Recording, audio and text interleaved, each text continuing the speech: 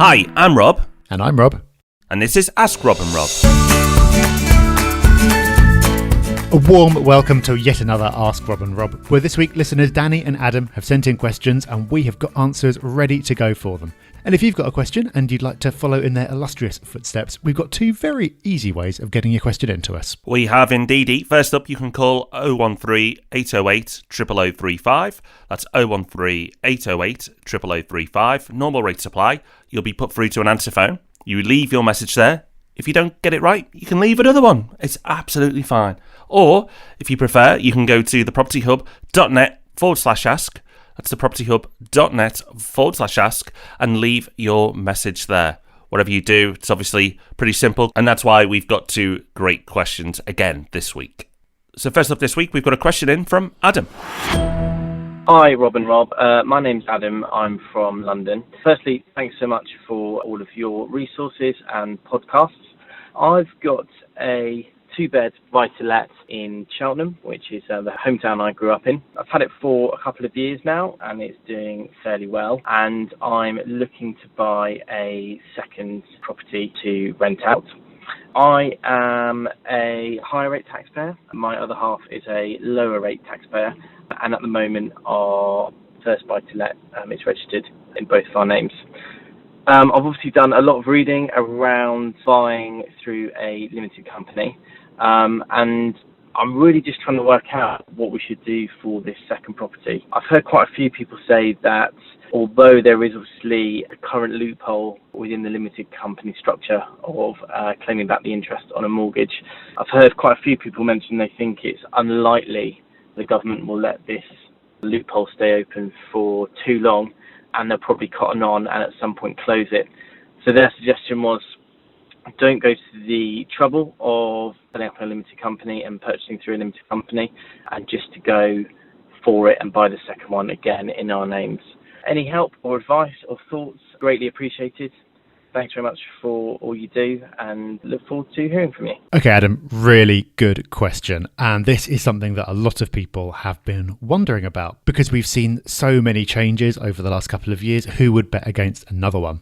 Now, of course, before I say anything, I should say speak to an accountant, speak to someone who actually is qualified to know what they're talking about and who knows your circumstances in more detail. We've got Property Hub Tax. They are property experts. Property is all they do. So if you go to thepropertyhub.net/tax, you can find out more about that option. But whatever you do, speak to someone because the decisions you make early on can have massive ramifications later. And this decision is a really difficult one because you're making a long-term decision based on factors that could change at any time.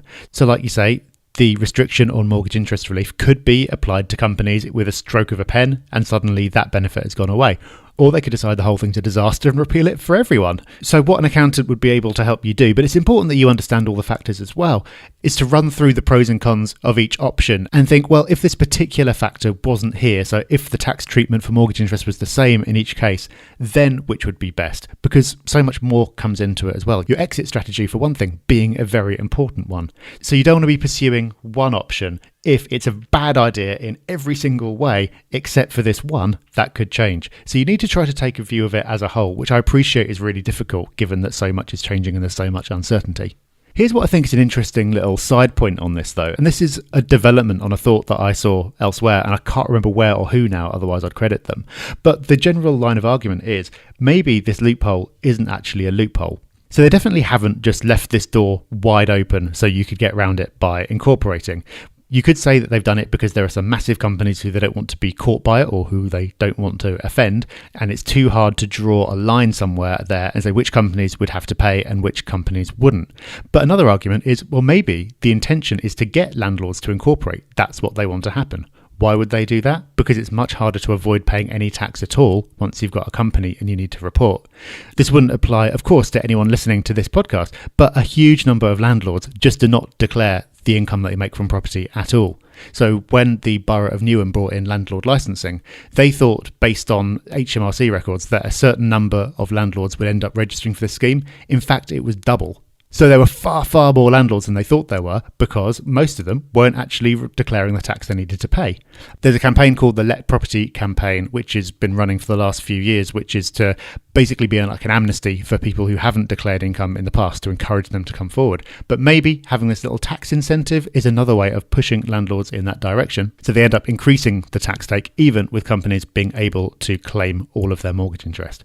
So I thought it was just an interesting little angle on this one. And if you buy into that argument, then you would expect the exemption for limited companies to stay and not get taken away because it's there for a purpose.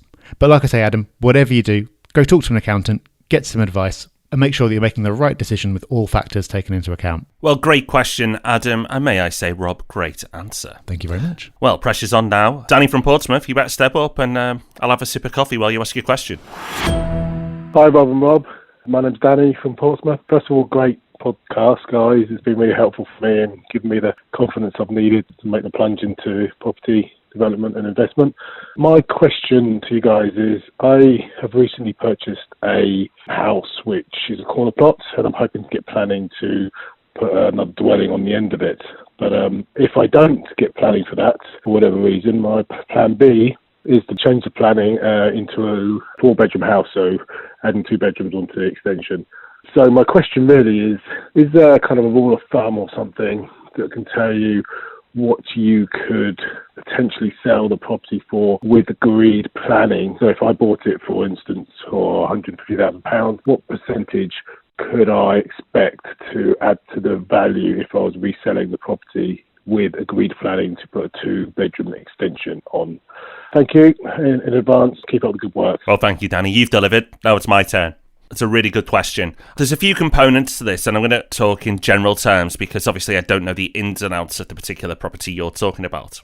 I think the first one to address is an extension. If you get planning on a property and you get some sort of extension, then will that add value? In the majority of cases, the answer is going to be no. And that will probably surprise a few people. And remember when I learned this for myself, it surprised me too. Now, I will say it depends on the type of extension. If you've currently got a bungalow and you're going to extend it to a 5-bed detached, well, I'd class that more than an extension. But if you're adding a bedroom or two, a fairly modest extension, it's unlikely that even if you go and get that planning, it'll add much, if anything, to the value.